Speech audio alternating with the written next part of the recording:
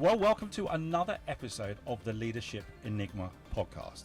And, well, it just gets better and better, doesn't it? Because we are now doing episodes and interviews all over the world in the most wonderful of locations. And this is perhaps the smallest location that I've done an episode, but perhaps the most wonderful. Because as you'll be aware, this is indeed a private jet. Something I've never been on before, so that's a first.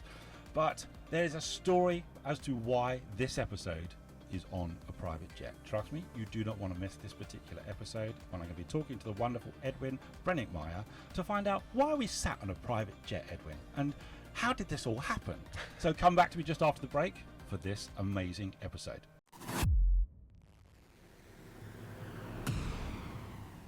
Hi, I'm Adam Pacifico, and welcome to the Leadership Enigma, a world-ranked, award-winning podcast that's insatiably curious as regards what leaders do, how they do it, and importantly, why. We'll delve into the human doing, but even deeper into the human being and the power of human-centered leadership to drive sustainable change. So whether you're an entrepreneur, business owner, corporate executive, each week we speak to global experts, academics, rising stars, ambitious upstarts and disruptors, as together we will discover that success leaves clues.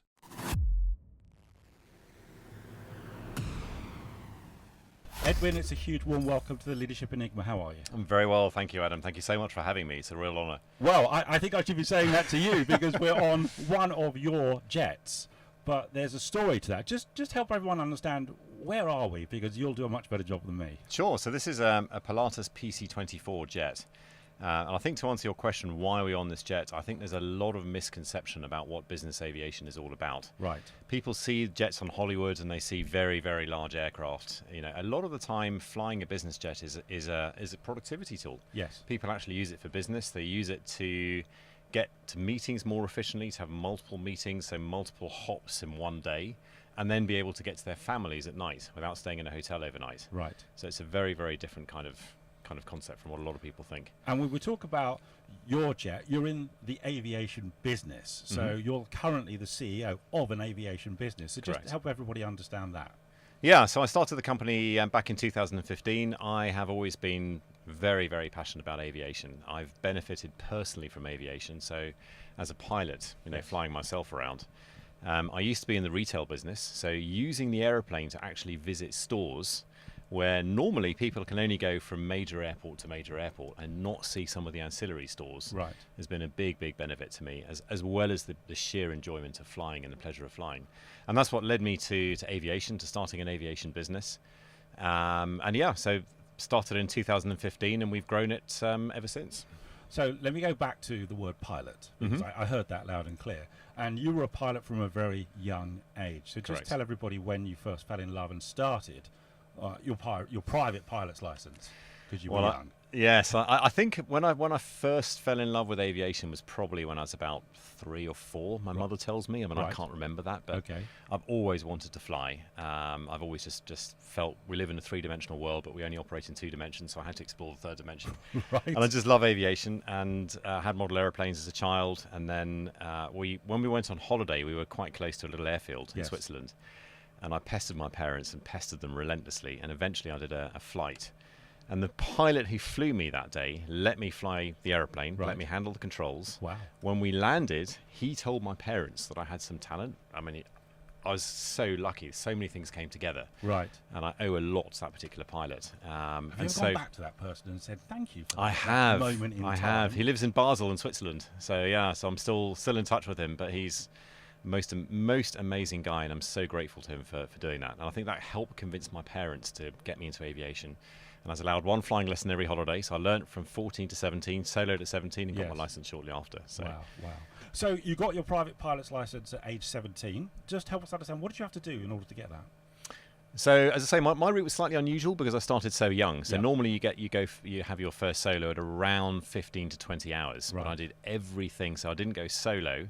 Did all my tests and all my exams before my 17th birthday. Right. And then I did my 10 hours of solo as soon as I got my 17th. As soon as I was 17. So you actually basically qualified at 17. So I qualified shortly after my 17th birthday. Yes. That's amazing. So Most people will be driving a car at 17. I must have been the youngest pilot in Britain to have been soloing on my 17th birthday by definition. Oh, that's amazing, isn't it? On that particular day. I'm sure it wasn't the first, but yeah.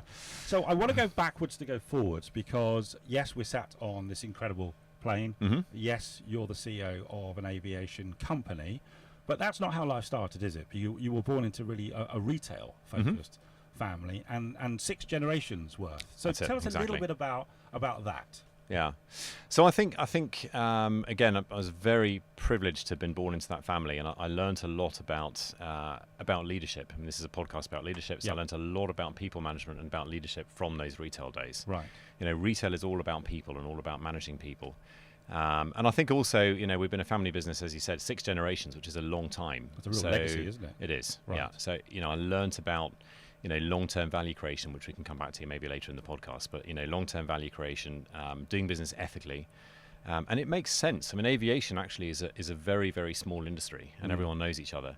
And unfortunately, not all players in aviation do act ethically, and they generally don't tend to live for as long. They don't survive as long because their reputation gets damaged and tarnished. So the importance of doing business ethically was really drummed into me from a very early age. We're going to come back to that because I know we've spoken before. I want to talk about the ethics side of things, the human-centered leadership piece in your role as CEO of this particular organisation. But just help me understand, what was it like where you were really born into a retail focus and you actually started within retail, but then you made a shift. So just help me understand that decision-making process where you thought, I've really, in some ways, cut your claws within retail. You say learnt so much within the family dynamic, but then thought, no, I want to focus on my own path. Just help me understand that decision-making process. So I always had this nagging, burning desire to do something in aviation because that was my passion. So I learnt a lot about, as I say, about leadership in the family business, and then I was able to transfer that learning across. So the way that happened is because in around about the mid-2000s, there was a lot of technology that was evolving. So there was a confluence of 3 things that were happening in industry. Right. So avionics, power plants, and also the manufacturing technique. Okay. And a lot of very, very savvy tech entrepreneurs decided to capitalize on that and produce a very cost-effective jet. Right. And that's really where I started to explore that aircraft. So we have, within our family business, we have venture capital as well. So I use that as a platform to explore that industry and to learn a little bit more about entrepreneurship, a little bit more about aviation. Yeah. And that enabled me to make the transition because, frankly, there wasn't a lot of deal flow in that part of the market at the time. A lot of these businesses were, or the business plans rather, were written by pilots who were very well trained as pilots, but perhaps didn't speak the same language as a venture capitalist. Right. Weren't thinking perhaps so much about the market and the market opportunity. They're thinking more about technology, which was wonderful. But the key for us, of course, is what's the market and what's the opportunity. So what was your biggest learning when you were using the venture capital vehicle to learn, really, and see what was going on? What was kind of your biggest takeaway at that point? Was it the piece about the pilots being great pilots, but perhaps not the right? I think it was partly that, but I think also, surprisingly perhaps, and I'm sure all the VCs listening to this will understand this, but the majority of the decision making, if you're looking at a business, is not the financials, it's the team. So it goes back to people again. Okay. It's the VC spend a lot of time looking at the team, looking at the people, and really assessing, are they capable of doing a job? Okay. Tell me a little bit more about your focus, because you're the CEO running this particular business. Mm-hmm. Just, again, help people understand in general terms what the business is doing.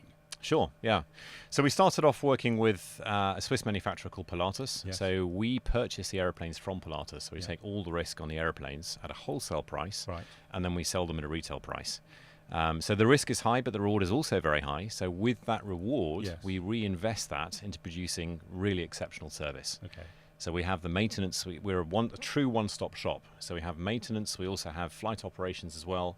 We can charter a customer's assets out if they want to. Let's say they're only flying privately for, let's say, 200 hours a year. So we can charter it out for, let's say, 300 hours a year and actually help them to offset their costs. So it's truly a one-stop shop. So we started with Pilatus. We're now also working with an Italian manufacturer, Tecnam. Yep. And we're also expanding our maintenance business, so we're also working with Cirrus now on maintenance as well. Right. And as we're sat on this plane and people are looking at what they're looking at, we can get 8 people on this one, that's correct? We can, correct, and exactly. 2 pilots? Well, it is approved for 1 pilot, so it is a single crew aeroplane, but we would generally recommend 2 pilots fly the aeroplane. Okay, so potentially 10 people on board. Correct. What's the range of this? So with between 5 and 6 passengers, you can fly 2,000 nautical miles. Right, so it's ideal for flying, certainly within Europe or near Asia or Africa, Right. In the US, it's a very different market, but certainly for Europe, that's our range. And then obviously they can refuel and then go onward. And correct. Is that quite the norm? That is the norm. So, I mean, another benefit of all that range is you don't necessarily have to. So, let's say we're flying to Switzerland. If you're flying privately, fuel is actually taxed in Switzerland. So you don't have to refuel in Switzerland. You can, of course, fly there and fly back. So you can tank a fuel and strategically work out the most cost-effective places to refuel. And as we sit here rather luxuriously, this does feel like a Swiss engineering or craftsmanship at its best. Let me ask you a little bit something. I know you did an MBA at Oxford. And what was behind that? Because I recently spoke to actually the global MBA, but at Cambridge. Oh, and it was an incredible and eclectic mix of leaders from all over the world. But I was always, and a vast array, but what was behind you doing that? So Oxford, what I loved about Oxford was there was a focus on entrepreneurship. Right. And the Side Business School was very focused on that side of things. So, and also I did an executive MBA, which I personally thought was fantastic because a lot of what you learn at Oxford is, shall we say, theoretical. I mean, yes, there are case studies as well, but you can benefit, doing an executive MBA, you can really benefit from the learning experience of the other people on the course. Right. Because they'd all had a lot of experience. So, for example, I was actually with a finance expert. So I never come from the finance industry. So he was able to help me with that, and he'd never come from entrepreneurship. So with my venture capital experience, I was able to help him with that side of things. So it just worked very, very well. And when you completed the MBA, did anything change in relation to your approach strategically or tactically, or even from a leadership perspective? Was there did you notice a shift in you at all? Yeah, I think certainly, I mean, doing the MBA, I learned a lot about models and case studies and structuring your approach to actually writing a business plan and how to structure it and how to put it together. So I think that was really the key. But I think, again, as I say, I honestly benefited so much from my other colleagues on the course, and we stayed in touch. And just the learning from them has been fantastic. That's half the battle itself, isn't it? With it is. Busy people, busy lives. Exactly. What's the aspiration for this business now, as we're sat here, and I know we're actually sat, and there are other planes around us as well. So what's the aspiration for you leading this business? Where are you going? What's the direction of travel? No pun intended. Yeah, I know. There we go. So yeah, I guess there are two strands to that. So I think in terms of the direction of the business, my philosophy is that I think we've done a pretty good job at establishing what we have. Yes. So I think getting that right, we're pretty much there. And I think having that as a sort of a foundation or a base enables us to be more entrepreneurial and find the next opportunity to relaunch ourselves. So to keep what we're doing stable and as is, but then to find something else and find the next opportunity that will really enable us to scale the business. Okay. So that's on the business side of things. I think also culturally, we're now at the stage where, having started the business, a group of similarly like-minded people with a similar view on company culture. We all came together and it worked beautifully. Yes. But now, as the business has grown and as we've got more people, I think that the real challenge is to do what we've always done more intentionally, and make that, define the standards of how we do it, and get everyone thinking about how to do that much more intentionally in a much more focused way. Right. And I have to say, again, it goes back to doing business ethically, and not a lot about that is taught at business school. Yep. And it's something that I find very interesting, and I've read a lot about. And it's how do you implement that, and how do you actually do that in your company? Right. I was with 11 CEOs last week. We chatted about this very briefly, and there was a question that they wanted to ask each other about what drives them. What are they passionate about? Why do they get up each morning and go to work? Why do you? The key is to have a purpose. Okay. That's the key, and I think that's also the key. What I'm doing right now as well in the business is defining what is that purpose. What are we about? And that's really the key. And I think for me, I've always been so passionate about aviation. It's given me so much, and I'd now like to be able to give back. I'd like to share what I've benefited from aviation in my business world to the rest of the world, and actually be able to almost evangelize the world as to the real benefits of private aviation and business aviation. Yeah. And I think Warren Buffett discovered that back in the 80s. He used to say that an aeroplane was indefensible, and then he called it the indispensable, because he realized just how much benefit for a business in terms of productivity there is. And of course it's fun. Of course aviation is fun. There's no denying that. People use it for their pleasure as well. But we're on the ground. So I want to ask about the aviation industry on two levels. One, the pandemic, because that was desperately difficult for many businesses. And obviously the aviation industry was hit hard. And secondly, I want to talk to you about the perception of the private aviation industry. Because it's probably easy for people to target it without really understanding it. So let's deal with the pandemic first. How was the pandemic for you as an aviation business? Mixed.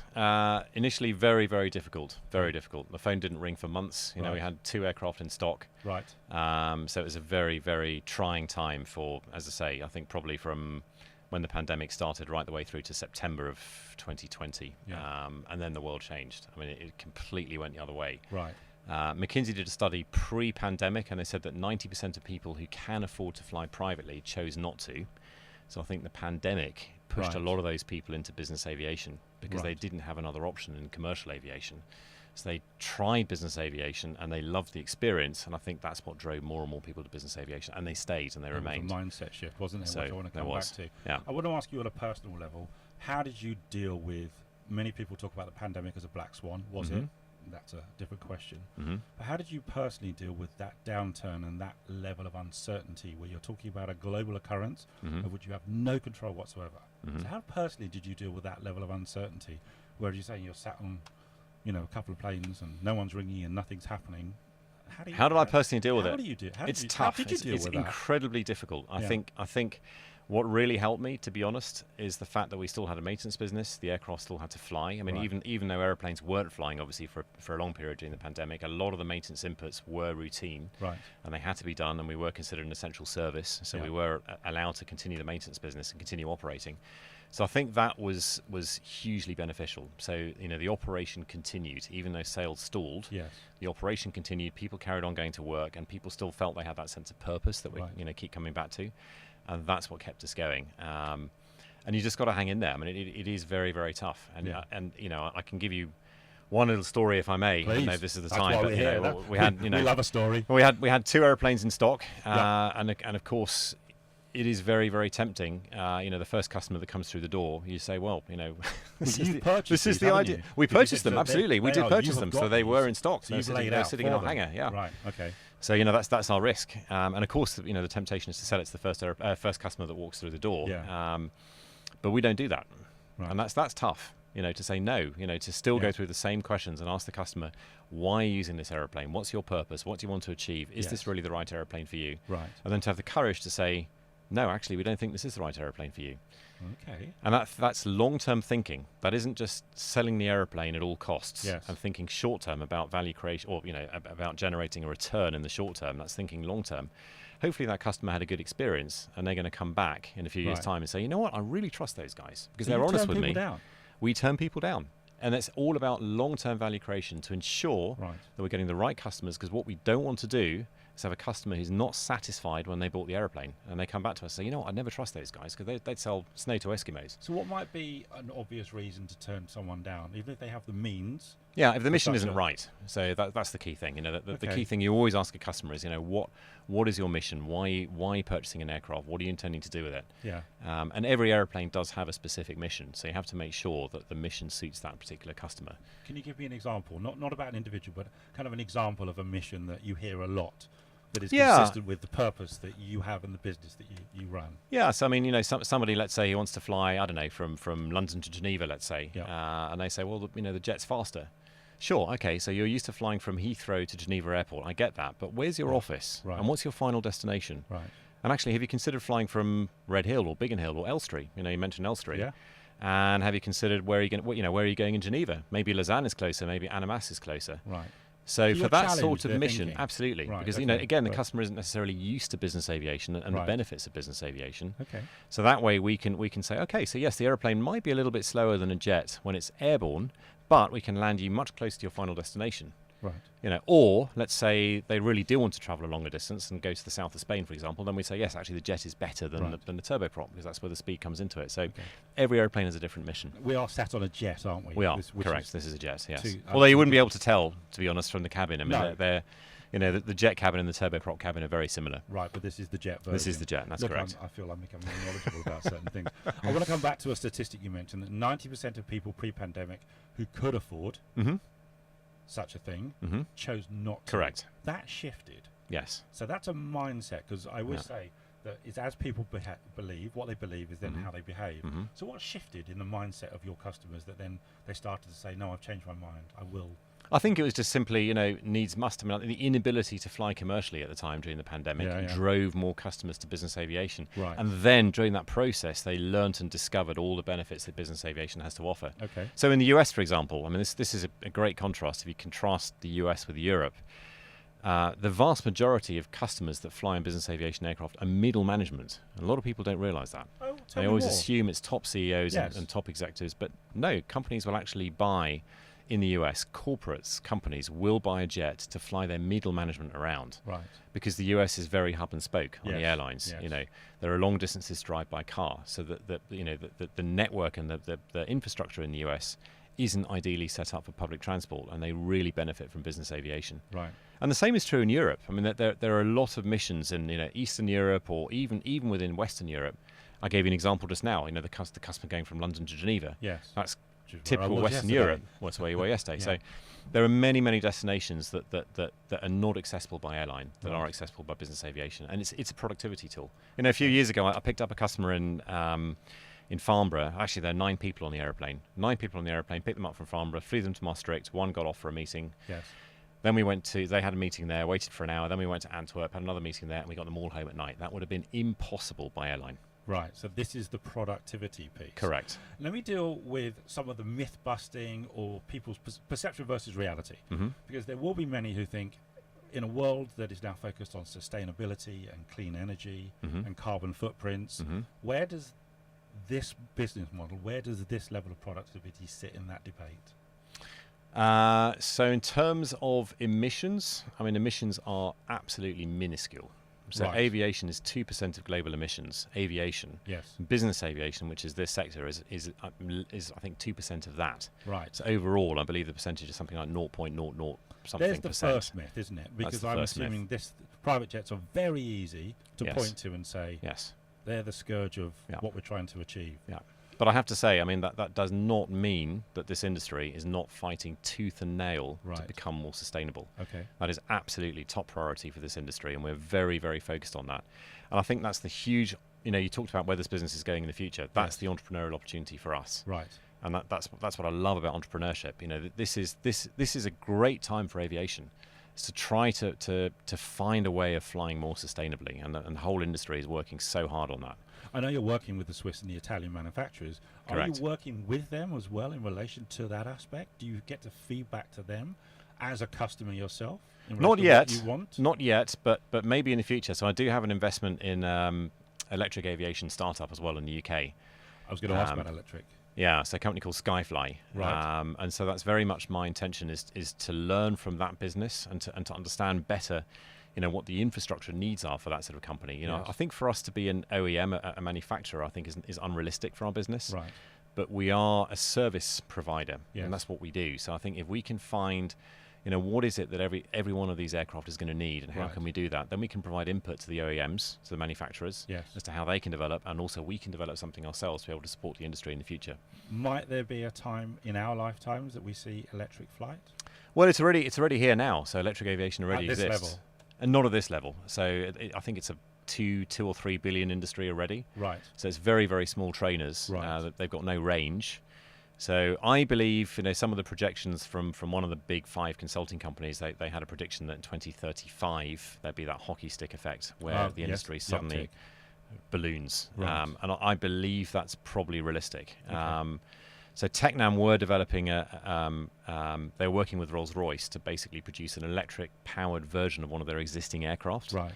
And they've now delayed that precisely because the battery technology isn't yet there, Right. to produce the range. Okay. So I think that'll take a little bit more time, but hydrogen technology is very, very interesting. I need to learn a lot more about that. But hydrogen powered, Yeah. I think will get us to the range more quickly for electric aircraft. Is this also a subject that comes up with your customers who you're selling to as well?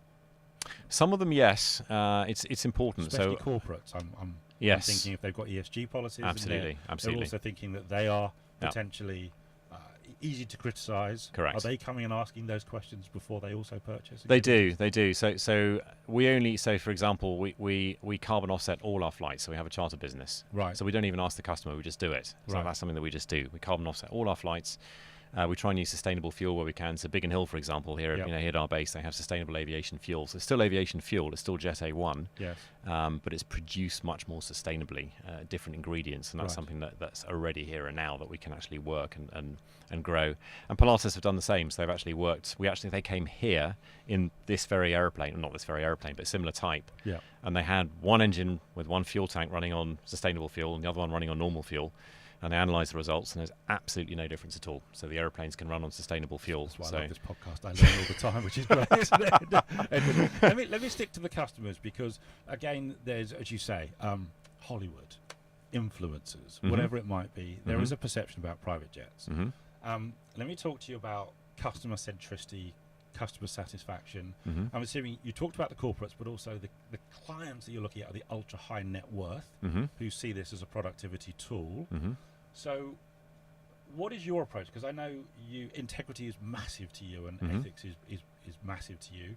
So what is your approach as the CEO of this business in relation to the service and the product that you provide to people who are incredibly discerning? Yeah. That's a good question. Where do I start with that? I don't know. It was a long question, wasn't it? No, it is. I think, maybe let's start with my belief in the purpose of business. I believe that the purpose of business is not to create a profit, but to basically create a community of persons that creates value, real good in society.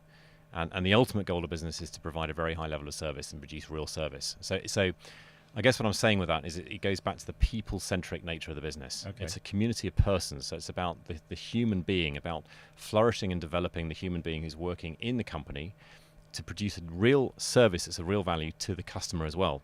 So again, it's all about the person. It puts the person at the center. So that's sort of the background. So to answer your question, I believe that really, and this is what we need to learn to do every single day, and I wouldn't say for 1 minute that we've got this cracked yet, but to be very present with the customer, to pick up little nuances that the customer says. Right. You might pick something up that they like, or that that they're passionate about, and then to deliver on that and surprise them. So, for example, we happened to pick up. We had one customer and we happened to pick up from conversing with him what his favourite champagne was. And then we discovered that he actually, unfortunately, had a horse riding accident, and he broke a bone. So we could actually send him exactly the right champagne to cheer him up. Okay. When he actually broke his bone, when he broke a leg or whatever it was, I can't remember exactly what it was now. But it's that kind of thing. So being very, very present to the customer's needs.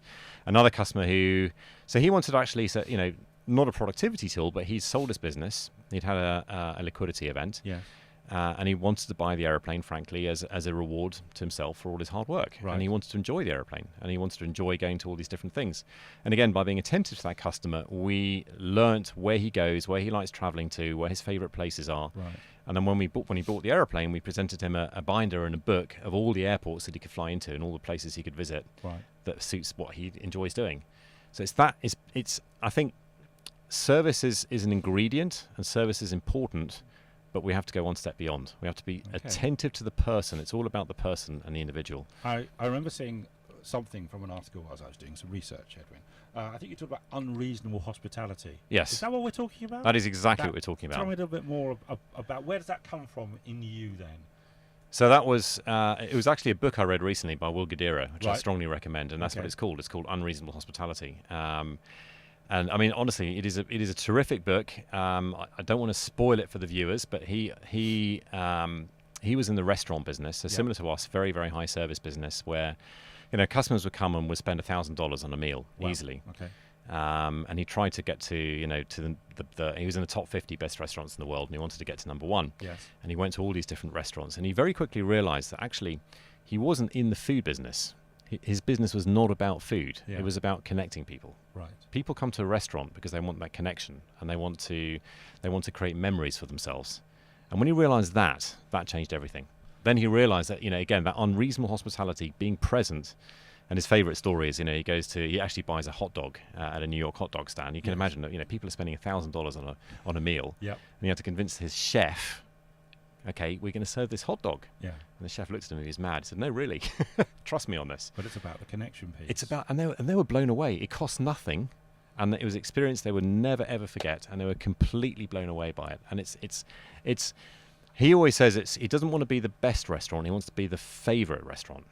Because being someone's favorite restaurant is personal to them. And you can't take that away. You can always argue, okay, what does best mean? So well, I do this and I do that. On the list, it's actually being number one to the person, to the individual. Correct, because I think being the best, you can always argue with it. You can say, well, you're not the best at this, you're not the best at that. Right. But you can never argue. Somebody says, well, you're my favorite. Yeah. You can't take that away from anyone. And that's the key is, how do you do that? Yeah. That's the challenge. You remind me of a conversation I had with Gary Ridge, who was the former CEO and chairman of WD-40, which is oil in a can. And he said, I'll stop you there. He said, actually, we make memories. Just happens to be by oil in the can. Right. And I thought, that's genius. And of course you do. Yeah.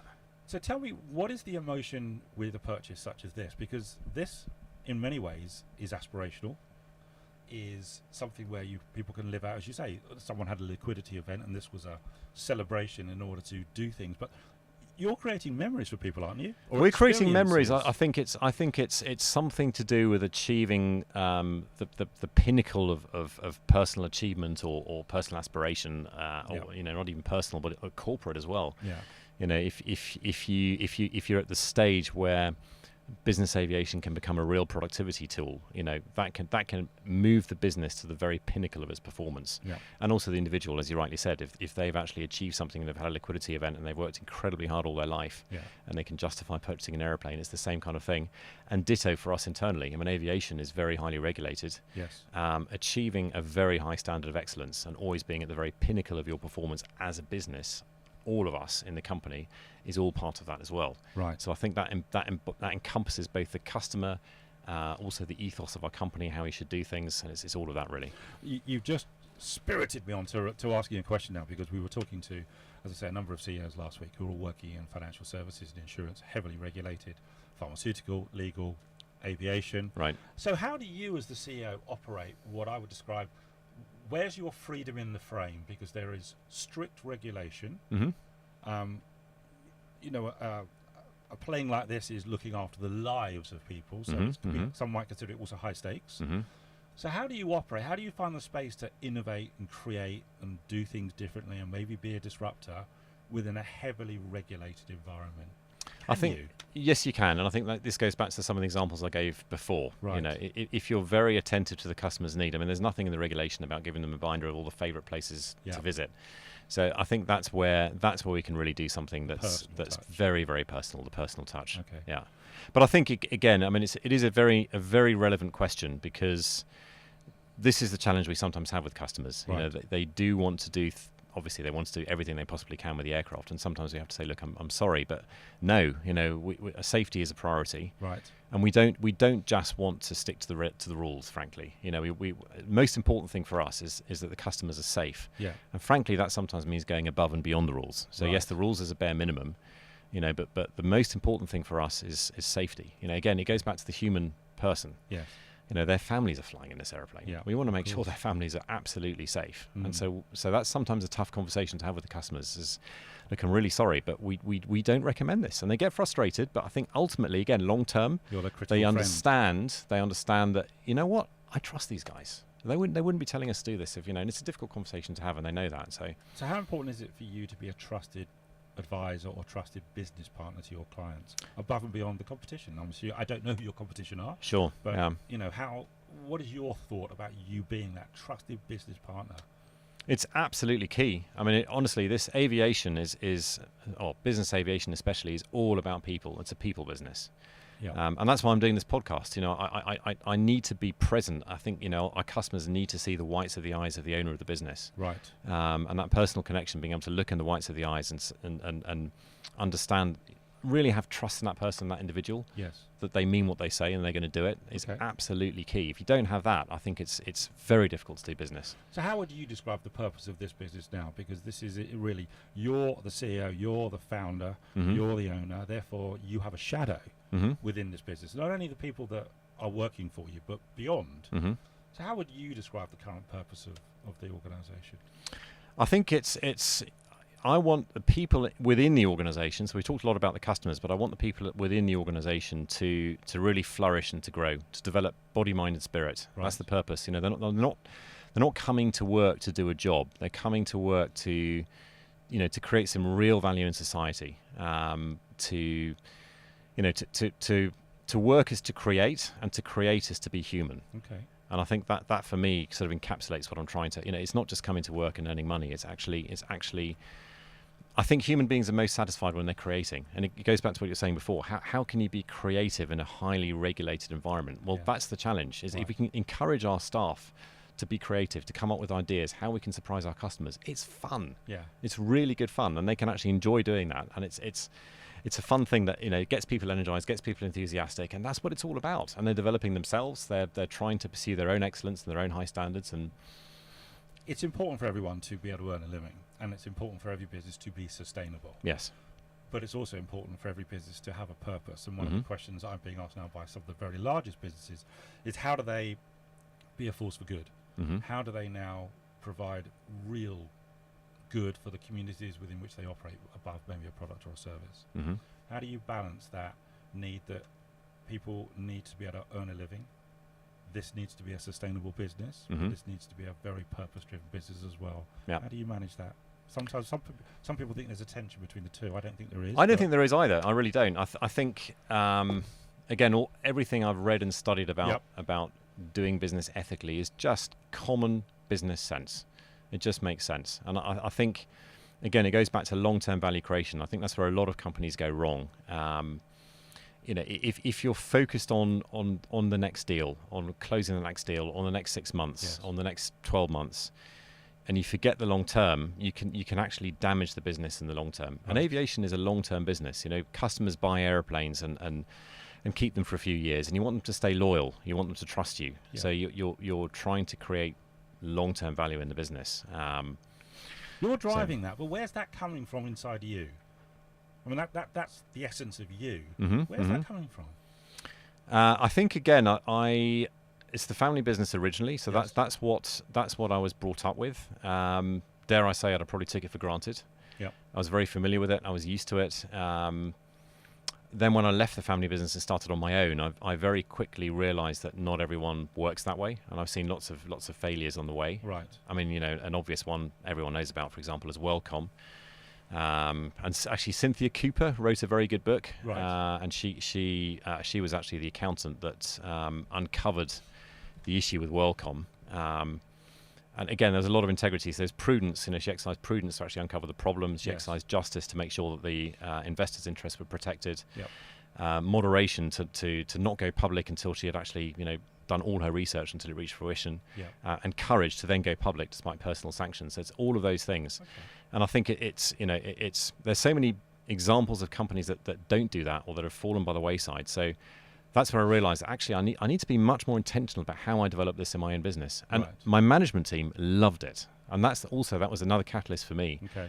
They said, yeah, we've experienced the opposite as well, and we realise this doesn't always happen, and that's why we fully support it, we fully endorse it, we're fully behind it, and let's embark on this journey together.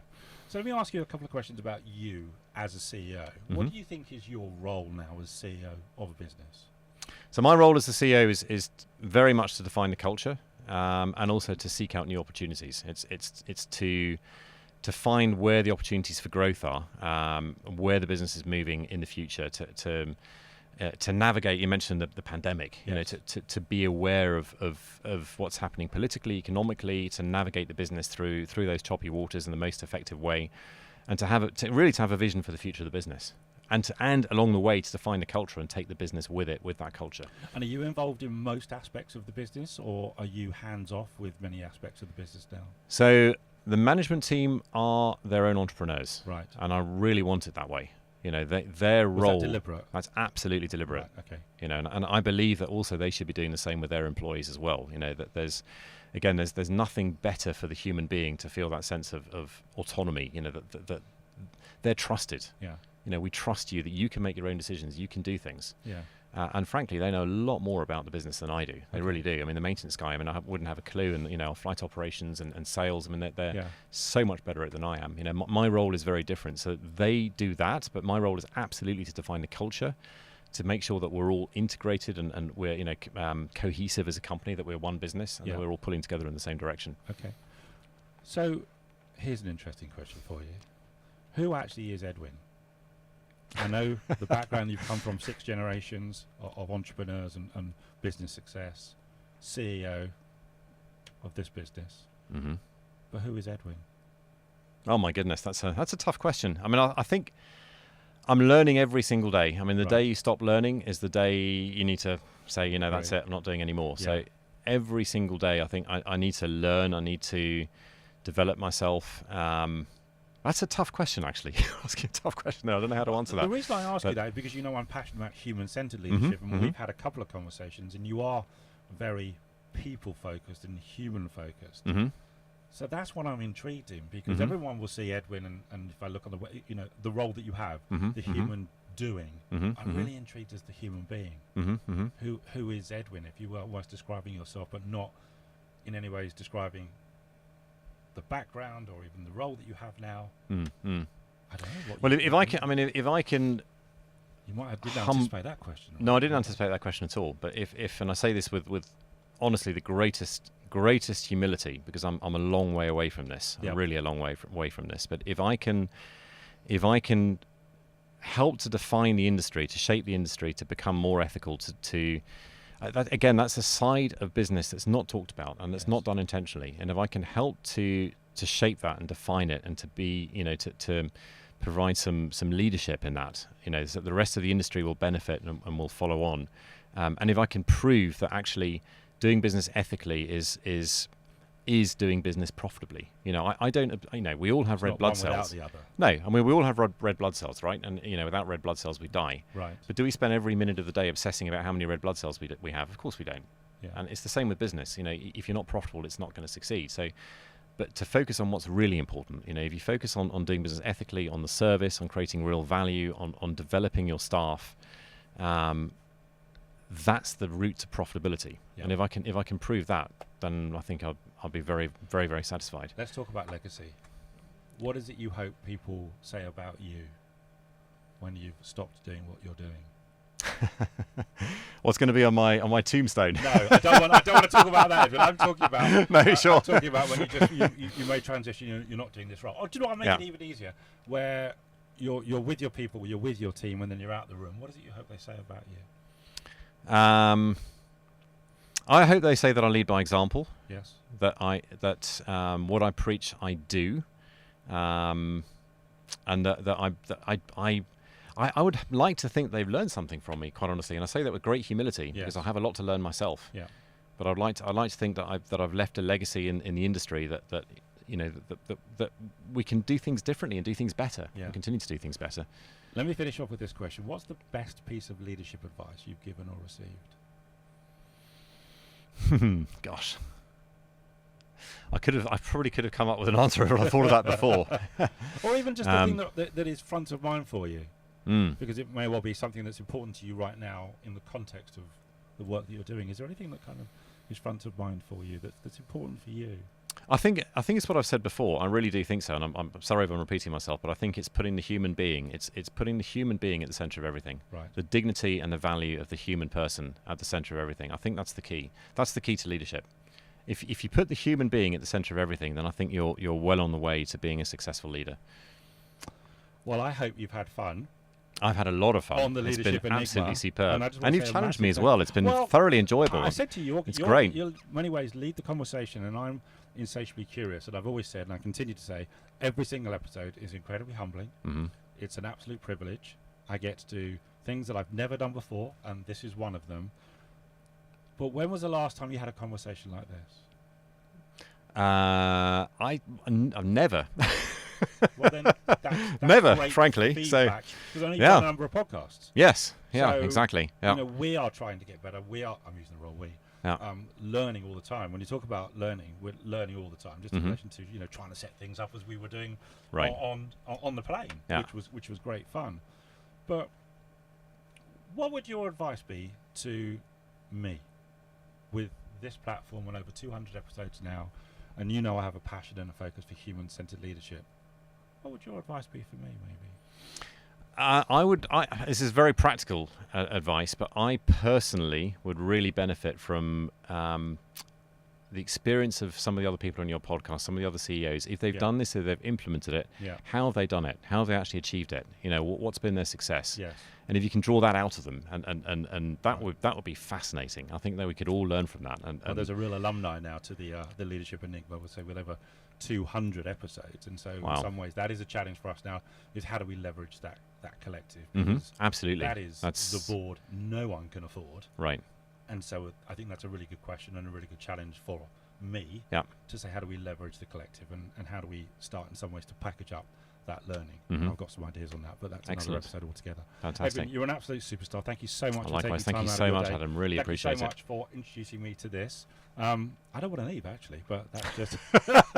There we go. It's been real fun. Thank you so much. I thoroughly enjoyed it. My pleasure. Thank you, Adam. Thanks a lot.